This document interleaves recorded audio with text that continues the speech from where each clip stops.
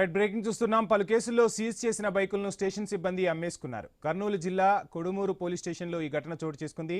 Bike యజమానులు original ఆర్సీతో రావడంతో ఈ బాగోతం బయటపడింది. ఈ వ్యవహారంలో హెడ్ కానిస్టేబుల్ జగదీష్ ప్రమేయం ఉందని ఆరోపణలు గుప్పుమంటున్నాయి. నెల క్రితం సీజ్ చేసిన స్కూటీని విక్రయించినట్లు గుర్తించారు. గతంలో ఆధుని పిఎస్లో పనిచేసిన సమయంలో జగదీష్ పలు ఆరోపణలను కూడా ఎదుర్కొన్నారు. కొడుమూరుకు చెందిన వ్యక్తుల నుంచి 5 బైకులను పోలీసులు స్వాధీనం చేసుకున్నారు. బైకుల విక్రయంపై పోలీసు ఉన్నతాధికారులు విచారణ చేస్తున్నారని తెలుస్తోంది.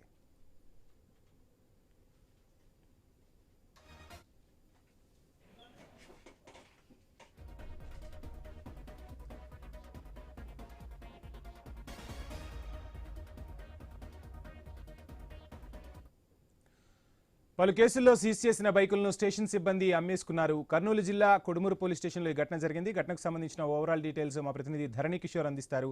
ధరణి కిషోర్, మొత్తంగా చూస్తున్నాం, రక్షక భటులే భక్షక భటులా అన్న పరిస్థితి కొడుమూరు పోలీస్ స్టేషన్లో కనిపిస్తుంది. ఉన్నతాధికారులు శాఖాపరమైన చర్యలు ఏమైనా తీసుకుంటున్నారా? డీటెయిల్స్ ఏంటి?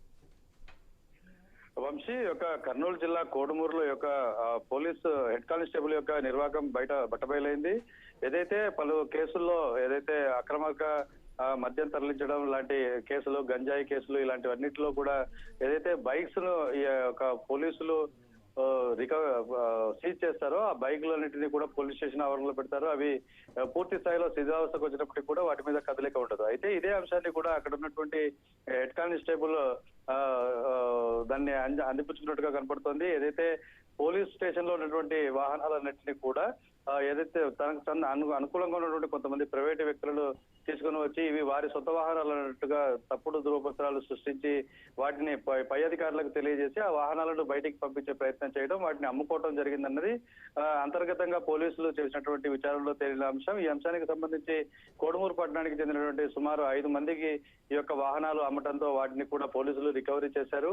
ఈ యొక్క హెడ్ కానిస్టేబుల్ చేసినటువంటి ఈ చర్య పోలీస్ శాఖలో అలజడి రేగటంతో దాన్ని కప్పిపుచ్చే ప్రయత్నం చేశారు. అయితే బాధితులందరూ ఎవరైతే ఒరిజినల్ గా ఉన్నటువంటి ఓనర్స్ ఉంటారో వారు తమ పత్రాలను తీసుకొని తమ బైక్లను తీసుకెళ్లేందుకు స్టేషన్ కు రావడంతో విషయం కాస్త బయటికి పొక్కిన పరిస్థితి కనపడుతోంది. ఏదేమైనప్పటికీ కూడా కానిస్టేబుల్ ఇతరులకు అమ్మినటువంటి వాహనాలను కూడా రికవరీ చేసి సొంత యజమానుదారులకు స్థానిక సిఐ అందించినట్లుగా మనకు తెలుస్తోంది. అయితే ఈ అంశం మీద పోలీసు అధికారులు ఇంకా స్పందించలేదు, అధికారికంగా స్పందించాల్సి ఉంది. ఏదేమైనప్పటికీ కూడా ఇంటి దొంగ గుట్టును పోలీసులే రట్టు చేసుకున్న పరిస్థితి బయటపడింది.